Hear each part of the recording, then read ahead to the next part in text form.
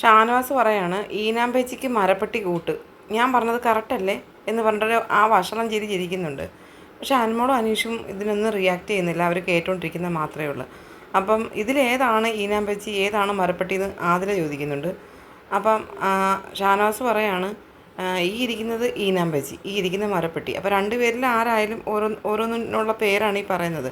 അപ്പം മരപ്പെട്ടി എന്ന് പറഞ്ഞാൽ എനിക്കറിയാം, കാരണം മരപ്പെട്ടിക്ക് പയർ ഇഷ്ടമല്ലേ, പയർ തോരൻ, എപ്പോഴും പയർ തോരൻ ഉണ്ടാക്കുന്നത് മരപ്പെട്ടിയല്ലേ എന്ന് പറയുന്നുണ്ട്. അത് അനുമോളെ ഉദ്ദേശിച്ചാണ് നമ്മുടെ ആദില പറയുന്നത്. ഇവർക്കൊക്കെ ദൈവമേ എന്തോരം പേരാണ് കിട്ടേണ്ടത് യഥാർത്ഥത്തിൽ. ഇതുവല്ലതുമാണ് ഇവർക്ക് കിട്ടുന്ന പേര്. ഓരോ കമൻറ്റ് ബോക്സ് കണ്ടു കഴിഞ്ഞാൽ ഇവരൊക്കെ ഇനി ഇതൊക്കെ എങ്ങനെ ഇവർ സഹിക്കും?